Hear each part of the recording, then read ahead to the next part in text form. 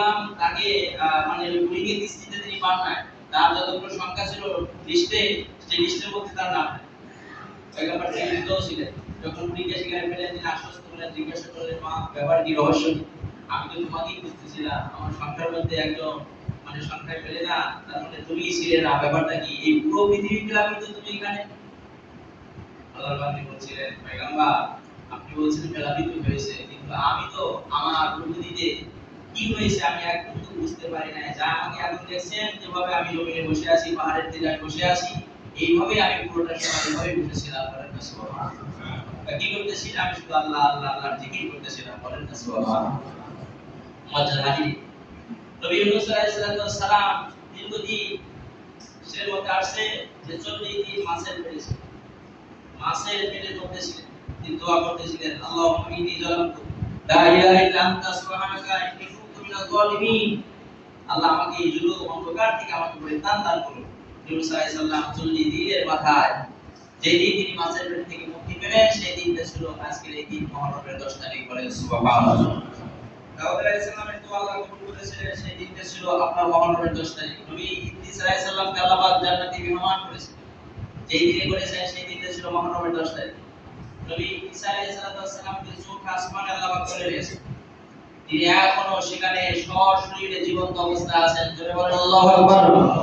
নবী ঈসা আলাইহিস সালামকে সেই চোখ আসমানে নিয়ে যাওয়ার দিনটা ছিল মুহররমের 10 তারিখ। প্যারা হাজিরিন, শুধু এখানেই শেষ নয়। নবী মুসা আলাইহিস সালাম যেই দিন তার সহচরদেরকে নিয়ে, সঙ্গী সাথীদেরকে নিয়ে ফিরআউনের সেই জুলুম থেকে পরিত্রাণ পেয়েছিলেন, আল্লাহ তাকে হেফাজত করেছিলেন। বলছিলাম রাখে আল্লাহ, মারে আল্লাহ রাখে কে? কত ইজ্জু মান তাশাউ ওয়া তুযিল্লু মান তাশাউ বিয়াদিকাল খায়র ইন্নাকা আলা কুল্লি শাইইন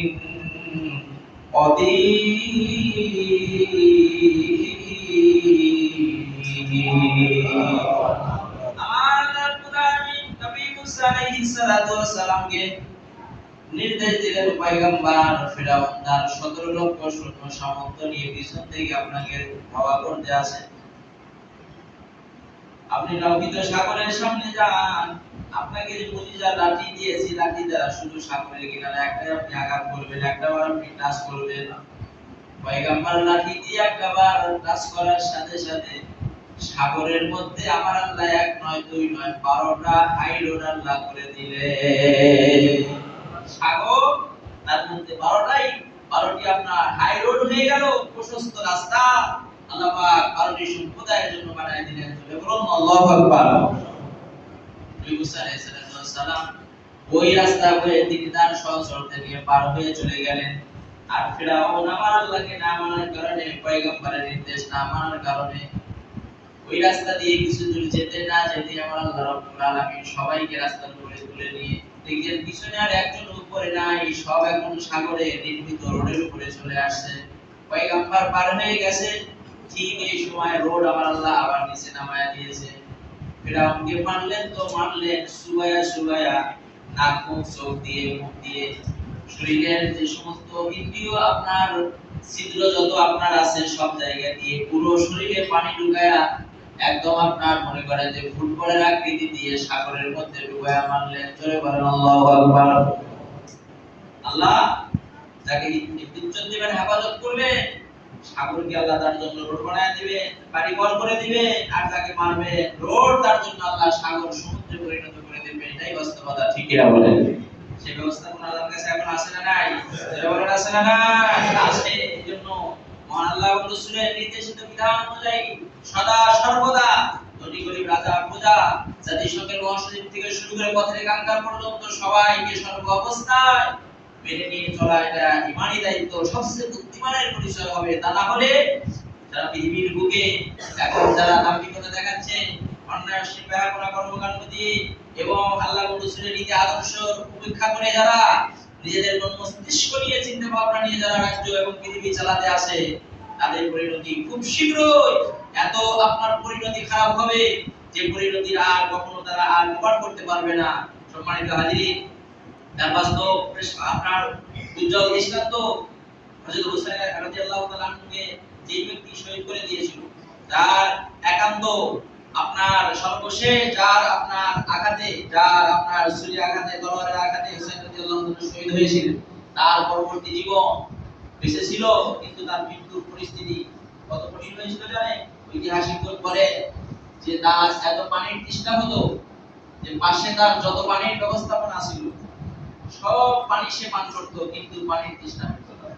যদি বলেন নাউজুবিল্লাহ, পানি পান করতে করতে ঘন্টার পর ঘন্টা পানি পান করতেই আছে।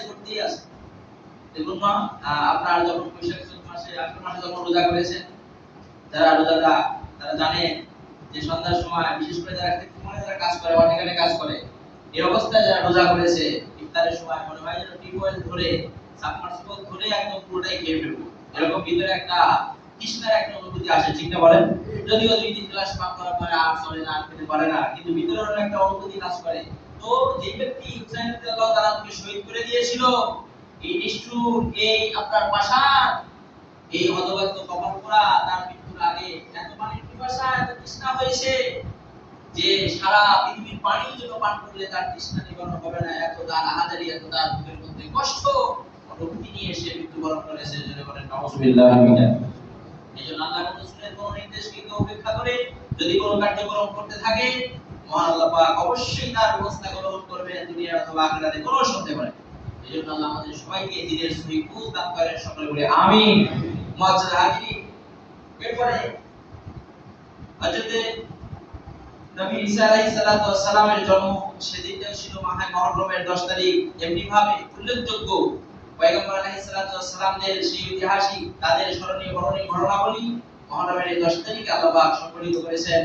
সর্বশেষ রাসূল করিম সাল্লাল্লাহু আলাইহি সাল্লামের কলিজার টুকরা হুসাইন রাদিয়াল্লাহু তাআলা হিজরি আপনার 61 10ই মুহররমে তার পরিবারের 80 থেকে 70 থেকে 72 জন এইভাবে নির্মমভাবে শাহাদাতের অমীয় সুধা পান করেছেন, যার কারণে ইতিহাস অত্যন্ত কলঙ্কিত, ইতিহাস রক্তাক্ত হয়ে আছে। মাহে মুহররমের 10 তারিখ যখনই আসে, রাসূল প্রেমিক তামাম পৃথিবীর মানচিত্র থেকে হুসাইন রাদিয়াল্লাহু তাআলা সহ তার পরিবারের জন্য দোয়া খায়ের, তাদের জন্য দান সদকা, কোরআন কারীম তেলাওয়াত এবং তাদের প্রতি সমবেদনা প্রকাশ, তাদের জন্য দোয়া যদি আপনি পৃথিবীর কেউ নাও করেন, তাদের এক বিন্দু পরিমাণ সম্মানের কমতি হবে না। হবে না কি বলেন? এক বিন্দু পরিমাণ কোন সম্মানের কমতি হবে না, কারণ তারা আল্লাহ পাকের জান্নাতি মেহমান, বলেন সুবহানাল্লাহ। এবং তারা সশরীরে জিন্দা, ধরে বলেন আল্লাহু আকবার। সশরীরে জিন্দা, সূরাতুল মায়েদা 169 আয়াত গতরাতে তেলাওয়াত করেছি যে আল্লাহ তাদের কাছে শুধু জিন্দা থেকেই খাদ্য নয়, বালাহিয়াউন ইনদা রাব্বিহিম ইউরজাকুন, আল্লাহ তাদেরকে জান্নাতি খাবার খাওয়ান, বলেন না সুবহানাল্লাহ। মানে তাদের এক বিন্দু পরিমাণ কোনো কমতি হবে না, কিন্তু যারা তাদের স্মরণে দোয়া করবে, দান সদকা করবে, কোরআন তেলাওয়াত করবে, মাগফিরাত আল্লাহর কাছে চাইবে, তাদের ওসিলায় আল্লাহ ওই গুনাহগারকে আল্লাহ মাফ করে দেবেন। বন্ধুরা আমার, কদরে ইমানদারেরা, বাস্তব একটি দৃষ্টান্ত আপনাদের মধ্যে বলে দেই।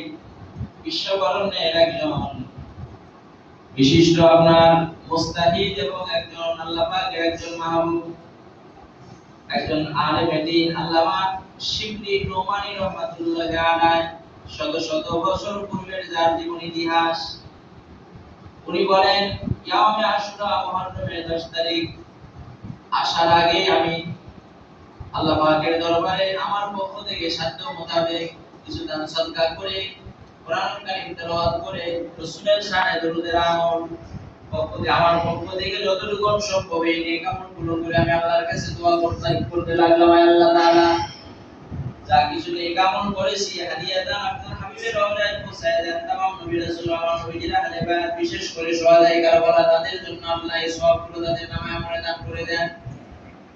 যেভাবে আমরা দোয়া করে থাকি, ঠিক আল্লামা শিবলি নোমানী রাহমাতুল্লাহ আলাইহি বলেন এইভাবে আমি দোয়া করে রাতের বেলায় এক পর্যায়ে বিনীত হৃদয় নিয়ে এই রক্তাক্ত ইতিহাস পড়ে আমার কলিজাটা যেন ব্যথায় পীড়িত হয়ে গেল, কলিজায় রক্তক্ষরণ হতে লাগলো। রাতের বেলা এক পর্যন্ত আমি বিছানায় ঘুমিয়ে গেছি। গভীর রজনী হঠাৎ করে দেখি আমার সেই পরিবারওয়ালায় আমার ঘুরে ঘরে হযরত হুসাইন রাদিয়াল্লাহু তাআলা আনহুর চেহারা মোবারক খালি হয়ে গেছে। কাবে ইমাম হুসাইন রাদিয়াল্লাহু তাআলা আনহুকে দেখি তিনি আমার ঘরে তাশরীফ নিয়েছেন, বলে বলেন আল্লাহু আকবার। ইমাম হুজুরের সঙ্গে আমি কথোপকথন শুরু করলাম। একবার যে আমি জিজ্ঞাসা করলাম, ও বেহেশতি নবী, কলিজার টুকরা জান্নাতের যুবকদের ইমাম, আমার কত হতভাগ্য, কবর পুরার ঘরে আপনার শুভাগমন, আপনার পদধূলি।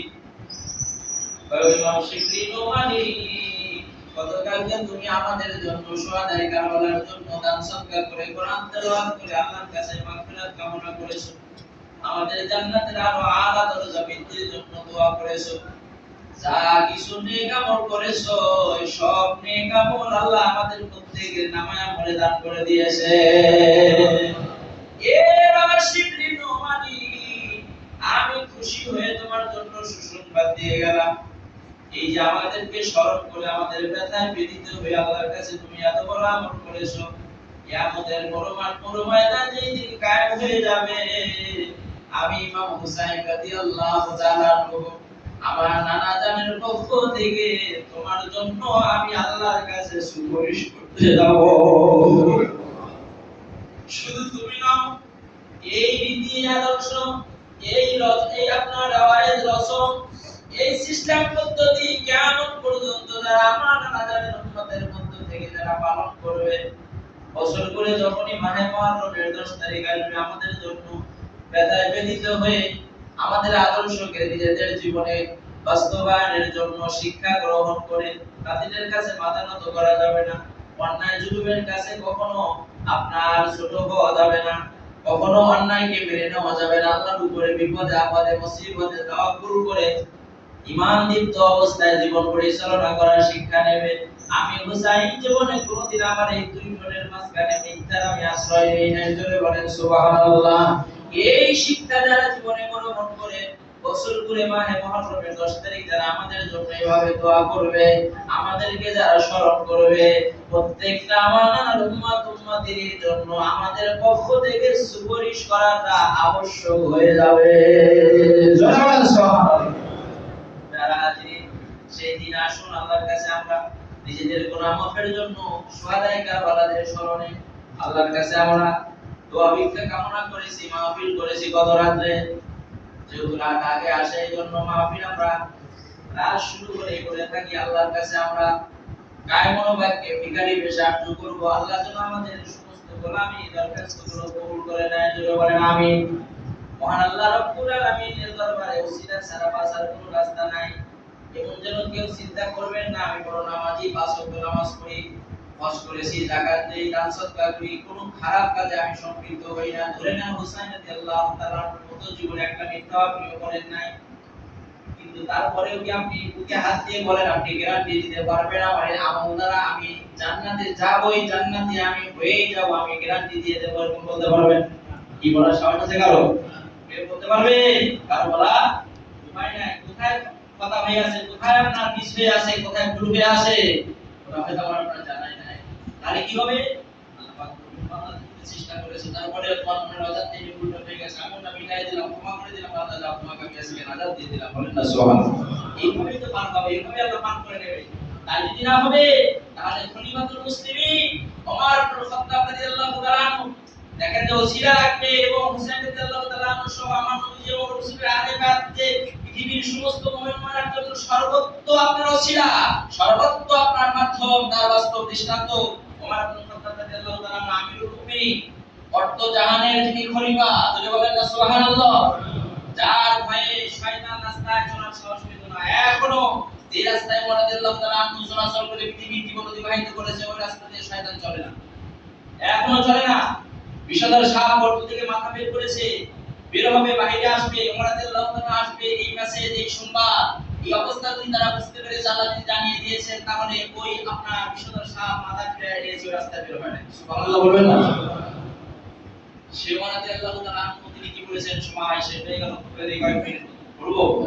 ওমর রাদিয়াল্লাহু তাআলা আনহুর কাছে হযরত আব্দুল্লাহ ইবনে ওমর, অর্থাৎ ওমর রাদিয়াল্লাহু তাআলা আনহু পুত্র আব্দুল্লাহ রাদিয়াল্লাহু তাআলা, বাবা এবং পুত্র ওই সাহাবী রাদিয়াল্লাহু তাআলা আনহুমা, এই আব্দুল্লাহ রাদিয়াল্লাহু তাআলা আনহুমা তিনি হুসাইন রাদিয়াল্লাহু তাআলা আনহু যখন ছোটবেলা ভালো আপনার কিশোর বয়সে একসাথে চলাচল করেছে। একসাথে চলাচল করলে একসময় একদিন হযরত হুসাইন রাদিয়াল্লাহু তাআলা আনহু তিনি আব্দুল্লাহ রাদিয়াল্লাহু তাআলা আনহুকে বলতে আসেন, শোনো, যদিও একসাথে চলাচল করি কিন্তু তোমার প্রতিষ্ঠান তোমার পরিচয় তো এই যে তোমার বাবা ছিল একজন গোলাম, তুমি হলে তার পুত্র আর এক গোলাম। তোমার বাবা একজন গোলাম আর সেই গোলামের পুত্র তুমি গোলাম আব্দুল্লাহ। যদিও তুমি আমার বন্ধু, আমার সহপাঠী, আমার চলার সাথী আব্দুল্লাহ রাদিয়াল্লাহু তাআলা আনহু বলেন না, বাপকে বেটা সিবে কি পুরো কথা আছে না? বাপের একটা গরম তো আছে শরীরের মধ্যে, সীমানের তেজস্বিতা আছে। একদম অগ্নিশর্মা হয়ে বাবার কাছে বলছে, আপনারা জানেন আমার সহপাঠী হুসাইন রাদিয়াল্লাহু তাআলা আনহু রাসূলের যদিও নাতি ভাই, কলিজার টুকরা, আপনার কাছ থেকে অনেক তার প্রশংসা শুনেছি, কিন্তু আমার কাছে কেমন একটা কথা বলেছে আমার বড় কষ্ট লেগেছে। কি কথা বলছে বাবা? বলছে আমি নাকি গোলামের পুত্র গোলাম, আপনিও গোলাম ছিলেন রাসূলের, আবার আমি হচ্ছে আপনার তাদের গোলাম, এইরকম মানে আমাকে একটা কথা বলেছে। ওমর রাদিয়াল্লাহু তাআলা রাগ না করে গুসা না হয়ে শান্ত মেজাজে বলেন, বাবা এই কথা বলছে তাহলে আমি কি করব? আমি বলো আমার কি করণীয়? আপনি খলিফাতুল মুসলিমিন অর্থ জাহানের, আপনি হলো শাসক, আপনি বিচার করবেন, ক্ষমতা আপনার হাতে। ঠিক আছে, বিচার করতে হলে তো সাক্ষী লাগবে অথবা লিখিত ডকুমেন্টস লাগবে, মৌখিক কথায় কোনো বিচার করা যাবে না। যদিও আমি তাহলে তুমি একটা লিখিত নিয়ে আসো। পরে আবার তাৎক্ষণিক চলে গেছে, ভাইজান এই যে আপনি আমাকে বলেছেন গোলামের পুত্র গোলাম, এই কথা লিখিত দেন। এই যে ব্যাপারগুলো আমি যে কথা বলি সেটা আমি লিখেও দিতে পারি, বলেন না সুবহানাল্লাহ। সাথে সাথে লিখে দিয়েছেন ওমর রাদিয়াল্লাহু তাআলা লিখে নিয়ে বাস একবার সুমুখা একবার ফুকে লাগা। এবার তিনি বলছেন যে বাবা চলো তাহলে বিচার করা হবে, আরাম করে দাও, নোটিশ করে দাও। নোটিশ হয়ে গেছে, হাজার হাজার লক্ষ মানুষের সমাবেশ হয়ে গেছে। সেখানে সবাই জানে কি হবে, হুসাইন রাদিয়াল্লাহু তাআলা আনহু ওমর রাদিয়াল্লাহু তাআলা আনহু পুত্রকে গোলামের পুত্র গোলাম করেছে, এই আপনার কথা মেনে নিতে না পেরে বিচার আপনার ধার্য করা হয়েছে এবং সেই সালিশ ওমর রাদিয়াল্লাহু তাআলা আনহু করবেন। সকলের কলিজা শুকিয়ে গেছে, সর্বনাশ। একদিকে হুসাইন রাদিয়াল্লাহু তাআলা জান্নাতের যুবকদের লিডার, যুবকদের সর্দার, অপরদিকে তাম পৃথিবীর সবচেয়ে অগ্নিশর্মা, সবচেয়ে পাওয়ারফুল আপনার ইমানের তেজস্বী ক্ষমতা সম্পন্ন আমিরুল মুমিনিন, তিনি করবেন বিচার, না জানি কি হয়ে যায়। সবাই চিন্তা করে বিচারে যখন উপস্থিত হয়েছে, হুসাইন রাদিয়াল্লাহু তাআলা সহ সবাই উপস্থিত, তখন ওই লিখিত কাগজটা হুসাইন রাদিয়াল্লাহু তাআলার কাছে পেশ করেছেন। হুজুর এদিকে আপনি লিখেছেন, এদিকে আপনার লেখা এবং আপনার বক্তব্য। হুসাইন রাদিয়াল্লাহু তাআলা বলেছেন, জি এটা আমার লেখা, এটা আমার বক্তব্য, আমি দিয়েছিলাম। পরবর্তীতে আমার কাছে লিখিত দলিল চাইলে আমি দলিল হিসেবে লিখিত দিয়েছি। ভাইরা আমার পদারে ইমানদারেরা, ওমর ইবনে খাত্তাব রাদিয়াল্লাহু তাআলা আনহু তাৎক্ষণিকভাবে হাজার হাজার উপস্থিত মানুষদেরকে জানায় দিচ্ছেন, শুনেন আপনারা হয়তো চাতক পাখির ন্যায় তাকিয়ে আছেন, কি বিচার কি ফয়সালা আমি করব আজকের এই হাজার মানুষের উপস্থিতিতে। ও পৃথিবীর মানুষ শুনে রেখে দেন, আমি ওমর ইবনে খাত্তাব যদি অর্থ জাহানের খলিফা, কিন্তু আজকের এই মুহূর্তে হুসাইন রাদিয়াল্লাহু তাআলা আনহুর বক্তব্য, তার লেখনী এই দলিলটা আমার জন্য বড় একটা নিয়ামত। আমার জীবনে যা কিছু করেছি, আমার রাসূলের কদমে যা আমার গোলামি হয়েছে, তার কোনো ডকুমেন্টস, তার কোনো প্রমাণ আমি রাখতে পারি নাই। তবে আমার বড় আশা ছিল, আমার বড় একটা তামান্না ছিল, এই ধরনের একটা রেফারেন্স, একটা ডকুমেন্টস নিয়ে আমি আল্লাহর কাছে হাজিরা দেব। বলেন সুবহানাল্লাহ। আজকে সেইটা আমার মাকসাদ পূরণ হয়ে গেছে, বিচারের ফয়সালা হলো। হুসাইন রাদিয়াল্লাহু তাআলা আনহু যা বলেছেন, সদসিদ্ধ কথা বলেছেন। আমি ছিলাম তার নানা জানের গোলাম, আর সেই গোলামের পুত্র আমার কলিজার টুকরা সন্তান আব্দুল্লাহ তাই আরেক গোলাম। এই যে লেখনী কাগজটা আপনারা সাক্ষী থাকেন, হাজার হাজার লক্ষ মানুষ, এই কাগজ টুকরা আমি সংরক্ষণ করব। আমার পরিবারের মানুষেরা, নবীর সাহাবীরা, তোমরা যারা আছো, আমি যেদিন ওমর রাদিয়াল্লাহু তাআলা ইন্তেকাল করব, আমার ইন্তেকালের পর হুজুর গোসল দিয়ে যখন কাফন পরাবে, এই কাফনের মধ্যে এই কাগজের টুকরাটা আমার কাফনের মধ্যে দিয়ে দেবে। কিয়ামত যেই দিন কায়েম হবে, মহান আল্লাহর কাছে এবং রাসূলের কাছে আমি বলব, ইয়া রাসূলুল্লাহ, ইয়া হাবিবাল্লাহ, ও আমার রব্বে কারীম আল্লাহ, আমি জীবনে কিছুই করতে পারি নাই, তবে আমার জীবনের একটা বড় সার্থকতা, রাহমাতুল লিল আলামিন নবীজির আমি একজন গোলাম ছিলাম। এই উসিলায় আজকে কিয়ামতের ময়দানে কোনো মামলা ছাড়া, কোনো মুকদ্দমা ছাড়া, হাসরের ময়দানে কাঠগড়ায় দাঁড়ানো ছাড়া আমাকে জান্নাতের ফয়সালা করে দেন। জোরে জোরে বলেন না সুবহানাল্লাহ। বলছেন হাজির, যদি আমিরুল মুমিনিন জান্নাতের সনদ পাওয়া সাহাবী, তিনি যদি ইমাম রাদিয়াল্লাহু তাআলা আমাদেরকে ওসিলা মনে করেন, তাদেরকে যদি এরকম আপনার নিজের পাশার একটা মাধ্যম মনে করেন, আমাদের জন্য আরো অনেক অনেক বড় মিডিয়া, অনেক বড় মাধ্যম, তাদের কোনো সন্দেহ নাই যে আসলে আমি নয়। আল্লাহর কাছে আমরা সেই শহীদ কারবালাদের জন্য আল্লাহর কাছে দোয়া মাগফিরাত চাইবো। আল্লাহ তাদেরকে জান্নাতুল উসসা মাকাম দান করুন, তাদের রূহানি তাহাজ্জুদ, তাদের সেই জীবন্ত বেহেশতি শরীর মুবারকে রূহানি দোয়া ফেজ আল্লাহ আমাদের জীবনে দান করেন। করেন, সকলে বলি আমিন। আল্লাহ পাক যেন আমাদেরকে শিক্ষা নেওয়ার তৌফিক দান করে। অন্যায় অশ্লীল বেহায়াপনা কোনো কাজের সাথে আমাদের জীবন কখনো মিশাবো না, বাতিলের কাছে মাথা নত করবো না, জীবনে কখনো এই জবানে মিথ্যা উচ্চারণ করবো না। ইয়াউমে আশুরার তাহলে আপনার আলোচনা, ইয়াউমে আশুরা উপলক্ষে সমস্ত কার্যক্রম আমাদের আপনার সার্থক হবে যদি আমরা এই শিক্ষা নিয়ে আমাদের জীবন পরিচালনা করতে পারি। আল্লাহ আমাদের তৌফিক দান, সকলে বলি আমিন। এর জন্য সৎ ইচ্ছাই যথেষ্ট, এর জন্য সৎ ইচ্ছা লাগবে। সত্যতা, আপনার সততার জীবনযাপন পরিচালনার জন্য, সত্য কথা বলার জন্য নিজের আপনার সৎ ইচ্ছা লাগবে। সারা পৃথিবীর সমস্ত ওলামায়ে কেরাম যদি খালি নসিহত করে যায়, আপনার যদি ইচ্ছা না থাকে সম্ভব আদৌ হবে না, ঠিক না বলেন? এজন্য আমার ইচ্ছা থাকা লাগবে, আগ্রহ থাকা লাগবে। আল্লাহ যেন আমাদেরকে সেই আগ্রহ ত্রিগুণা নিয়ে বাকি জীবন সত্যতার সাথে, ঈমানের সাথে, রাসূলের আদর্শের উপরে জীবন পরিচালনা করার তৌফিক দান, সকলে বলে আমিন। সম্মানিত হাজিরিন, সর্বশেষ আরেকটি কথা, যদিও আপনার সিয়াসত হাদিসের মধ্যে নাই, কিন্তু আপনার মুজামুল কাবিরে 2905 নম্বর হাদিস এবং আল্লামা ইমাম বাইহাকী রাহমাতুল্লাহ আলাইহি শুআইবুল ঈমানের মধ্যে একটি হাদিস বর্ণনা করেছেন, হাদিস নাম্বার 3795 নম্বর হাদিস। রাসূল পাক সাল্লাল্লাহু আলাইহি ওয়াসাল্লাম বলেন, মান ওয়াসা আলা ইয়ামি ইয়াউমে আশুরা ওয়াসা আল্লাহু আলাইহি সাইরা সানাদি। ইয়াউমে আশুরা মুহররমের 10 তারিখে যদি তার আহার পরিবারের জন্য তার সামর্থ্য মধ্য দিয়ে হালাল উপায় উপার্জিত অর্থ দিয়ে মোটামুটি একটু আপনার ভালো খাবার দাবারের ব্যবস্থা করে, ভালো পরিবেশনের ব্যবস্থা করে, আল্লাহ তাআলা ইহার ওসিলায় এক বছর তার সংসারে তার রুজি রোজগারের মধ্যে আল্লাহ বরকত দিতে পারে। সুবহানাল্লাহ। সম্মানিত হাজির, এবার বলে দিলাম মুজামুল কাবির 2905 নম্বর হাদিস এবং ইমাম বাইহাকী রাহমাতুল্লাহ আলাইহি শুআইবুল ঈমানের 3795 নম্বর হাদিসের মধ্যে হাদিস খানা করেছেন, মান ওয়াসা আলা ইয়ালিহি ওয়াসা আল্লাহু আলাইহি সাইরা সানাদিহি। হালাল উপায় উপার্জিত অর্থ দিয়ে পরিবারের জন্য মুহররমের 10 তারিখে যদি ভালো খাবার দাবার করে, নিজে খায়, অপরকে খাওয়ানোর ব্যবস্থা করে, তাহলে আল্লাহ তাআলা তার পরিবারের জন্য এক বছর হালাল রুজির মধ্যে আল্লাহ বরকত দেবে। আর আপনারা বলেন সুবহানাল্লাহ। মান ফাত্তারা সাইমান, আর এই মুহররমের যারা সিয়াম সাধনা করছে তাদের যারা ইফতার করাবে, নবীজি বলেন কান্নামা আফতারা জামিয়া উম্মতে মুহাম্মাদিন সাল্লাল্লাহু আলাইহি সাল্লাম, একজন রোজাদারকেও যদি ইফতার করিয়ে দেয় সেজন্য तमाम রাসূলের উম্মতদেরকে ইফতার করানোর সওয়াব পেয়ে যাবে। আল্লাহ আমাদের আমল করার তৌফিক দান, সকলে বলে আমিন। অনেক কথা ছিল, আমাদের সময় পার হয়ে যাচ্ছে, আর নয়, আল্লাহ যতটুকু শোনালেন বলেন, আল্লাহ আমাদের আমল করার তৌফিক দান, সকলে বলে আমিন।